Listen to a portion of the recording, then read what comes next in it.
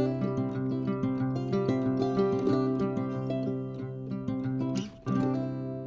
morning, everybody. It's Tom Christie back in the painting studio, and this video will feature painting the head of a Bufflehead Drake. There's some beautiful colors going on in that little Bufflehead Drake. It'd be similar to this one on the screen, and I'm going to be using iridescent paints.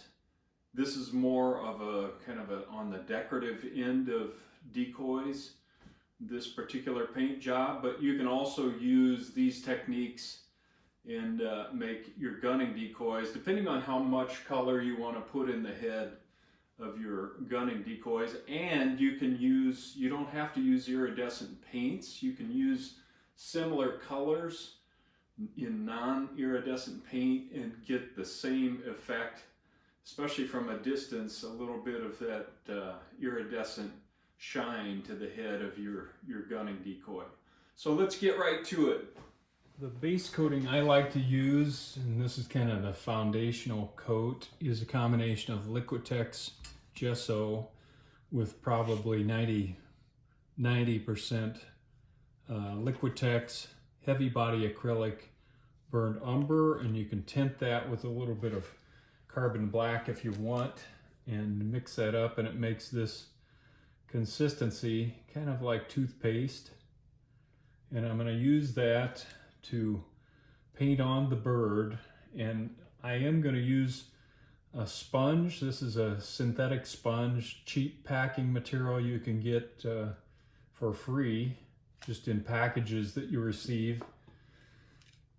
And I'm going to use a kind of a chisel shaped 1-inch brush and begin painting that material on over the prime coat that we've already put on the decoy. And I'm going to take the sponge and really dab it pretty hard to work the material into the sponge. So we've got some material on the bird.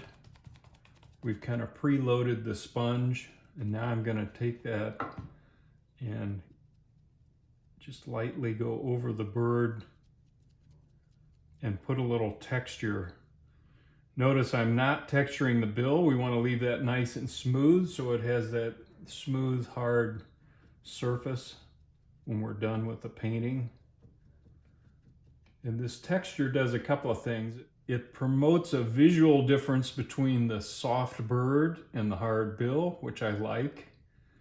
It also provides a foundation for some of the dry brush techniques that I'll be demonstrating. And it allows you to pull paint off the dry brush when you have a little bit of texture on the bird itself. And then it's easy to use an X-Acto to just take the paint off the eye, and you don't have to worry about the blade scratching the clay. Now I'm using the little scrubber with the off-white to go up here and paint in the eye patch. Get that first coat on. That off-white is white gesso with just a touch of raw umber.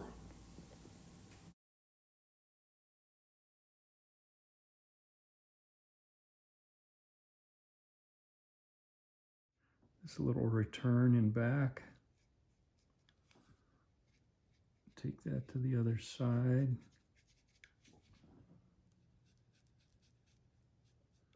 Okay, so we've got those just blocked in. And then I'll also base coat the head in carbon black. And that'll be a good base for the iridescent work that we want to do up there later. I'm going to go ahead and do some similar feather markings along the junction of the head with the breast, using carbon black here.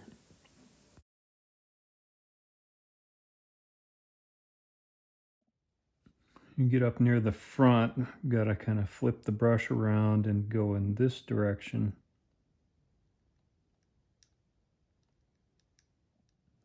Similar to what we did here on the side, I'm just coming back with the off-white, and not every mark, but putting a few marks in the opposite direction. Okay, I've got the head masked off. I'm not going to worry about the white patch with this iridescence.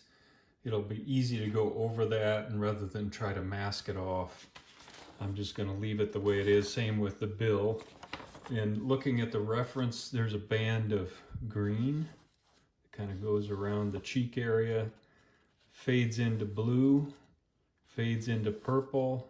I see a little bit of orange, yellow in there, and then back to green back at the back of the head. So a lot of different layers of iridescence. So I'm going to be using chroma. So I've got the chroma violet, chroma yellow green, chroma green, and chroma blue interference.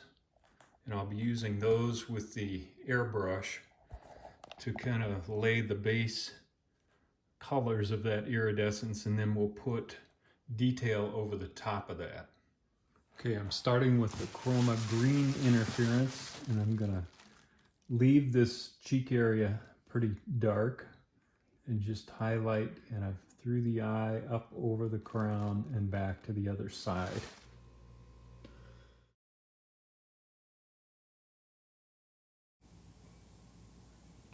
Want to hit the front of the crown there just a little bit as well. So there's a view of where we stand. Also gonna do a little green back here on the back edge.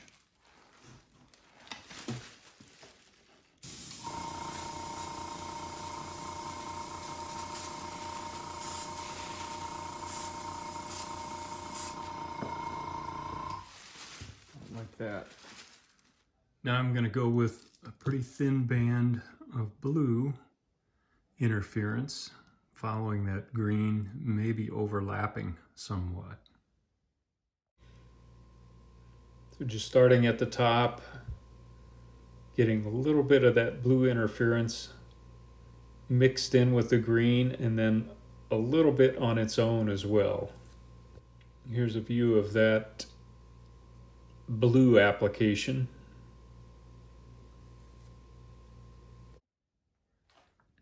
Now I've got chroma violet interference, and I want to lay that in next to the blue and kind of in this cheek area down below and back on the crown above. Each of these areas I hit a couple of times to build up the color over that black base. Real thin mix of that violet, so I'll probably hit that a couple of times to build up the color and dry it between coats. This is a quick shot with the masking removed, and it's a little bright right now, and that's okay. We're going to come through all of that with some detail work. We've got the green, the blue, the purple, and then back on the back side we've got the green again back here, the purple up on the crown and back. Just going back in with a filbert and the off-white and whitening this back up again.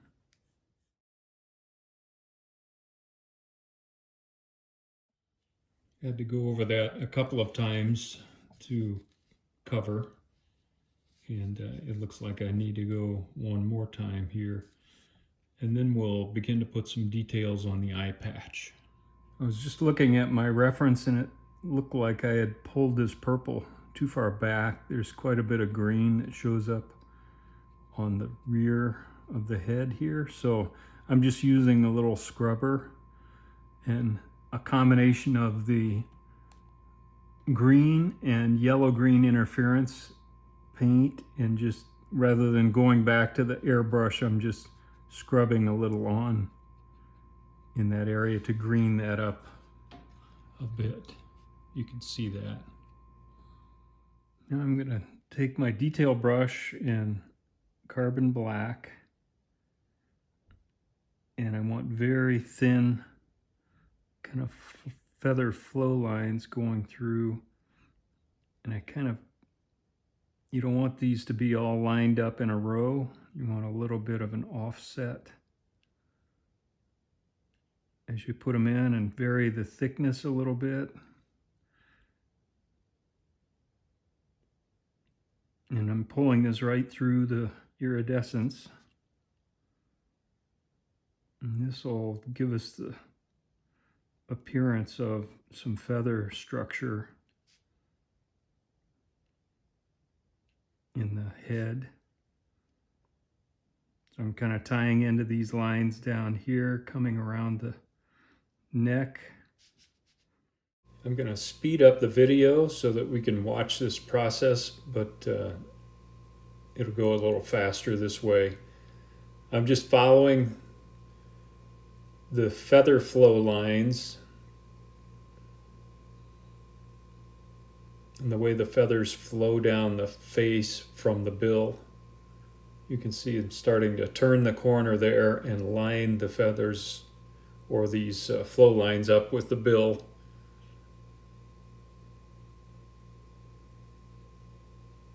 Pick up the cheeks there. Now we'll start on the crown at the back and kind of keep a center line in mind and pull the lines down from that center line and kind of down and over the crown, down to towards the eye.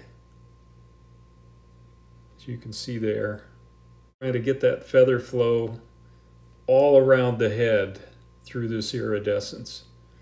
So it really gives the impression of layered feathers with that iridescence shining through. I'm also using the black then to go along the edge of this white patch, kind of following these flow lines up into the white area, and put some splits to soften that line. Speed this up a little bit. I'm going to do the same thing going up and over the crown. Just pay attention to the way the feathers flow. Now I'm taking some of the off-white and the detail brush and going back in the opposite direction. And just not every feather, but pull some of these white feathers down into the darker area. Now I'm taking some of the bright white gesso, and similar to what we did on the head here, I want to pull some, or on the darker part of the head, I want to pull some feather flow lines into this off-white area. And I'll speed this up so we can watch it develop, but I'm just going back and forth and keeping the feather layout kind of in mind and the way the feathers flow on the head and creating those flow lines in the brighter white.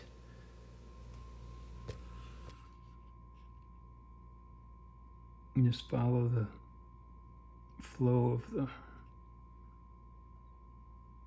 center line back here.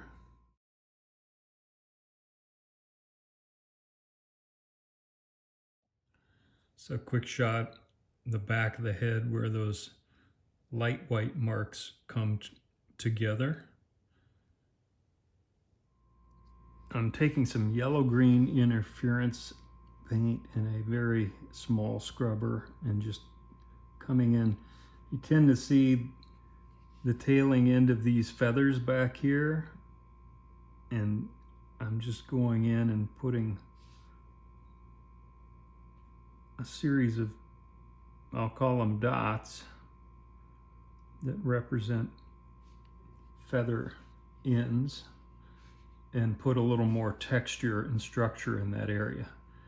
There's also a little bit of orange, I'm going to call it orange rust, that shows up down in this area, so we'll do that as well. I've got a little gold oxide and I'm mixing it with the interference violet so that we're in this color family, and I'm going into this area between the violet and the green with my little scrubber and just putting a few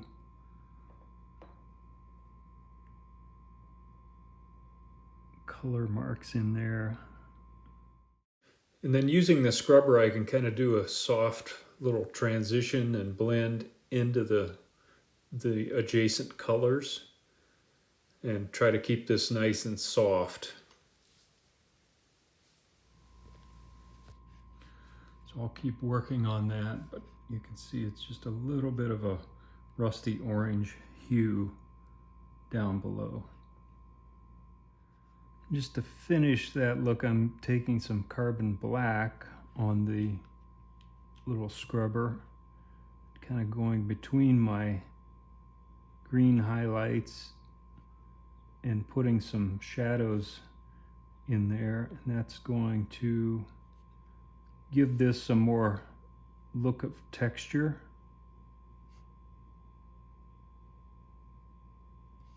Just kind of randomly following the flow lines and going between the green dots and putting some various shapes, but some black dots, for lack of a better word, that kind of break things up and create more of a shadow look, so that this area right back here really looks textured, but it's all just smooth paint. That's looking pretty good. Just using a little Nimbus gray and putting a very slight indication of light feathers on the lower lid here.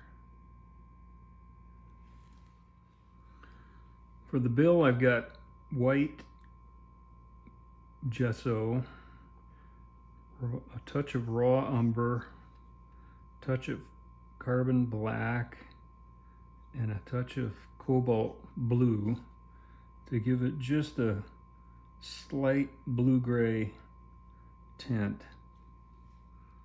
And I'm just using a filbert to paint that on top and bottom. I'm adding a little bit more black and raw umber near the base of the bill and doing a wet on wet blend, so the bill is darker near the face and then fades out to the lighter value as you go out to the end of the bill. I'm just going back and forth to get a nice blend between that darker value up near the face and the lighter value at the tip of the bill. It takes a little time to get a good blend. Now I'm using carbon black and the detail brush to paint in the nostrils and also the nail at the tip of the bill. I'm just using a little scrubber with some carbon black to soften this nail edge and blend a little black into the blue. Just mixed a tiny bit of that bill color with the off-white to give us a little bit of a gray shade, and I'm using that to go in and put a few more lines just sparingly into this head patch area. Don't want to overdo it, but it just gives a little more depth to that. So I'm not going to go through the whole area like that, but just in a few key places, like back here where the texture gets pretty deep. Just put a few shadows back there.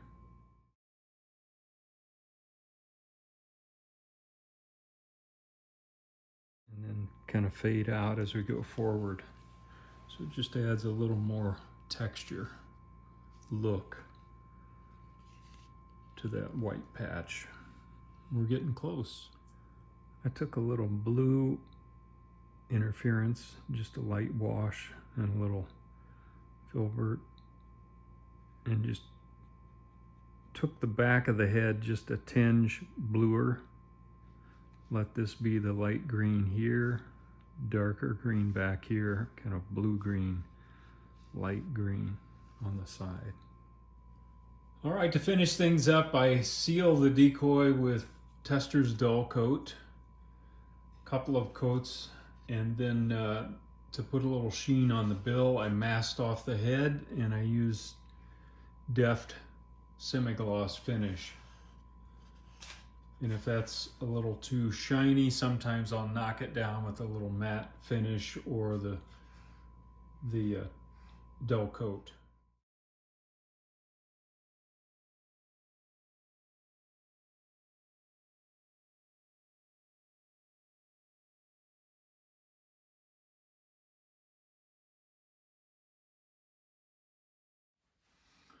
All right, that was a quick video, but hopefully that's helpful. And I do have a full-length video on painting the entire Bufflehead Drake over on my website at tomchristyart.com. Those are for sale. There's about 15, 16 different painting videos over there in case you would be interested in that. It's at tomchristyart.com, so you may want to check that out.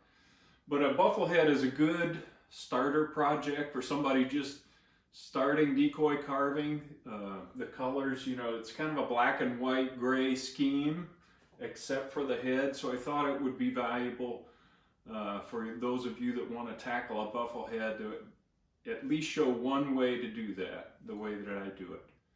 Until next time, Tom Christie signing out. Good carving to you, good painting to you.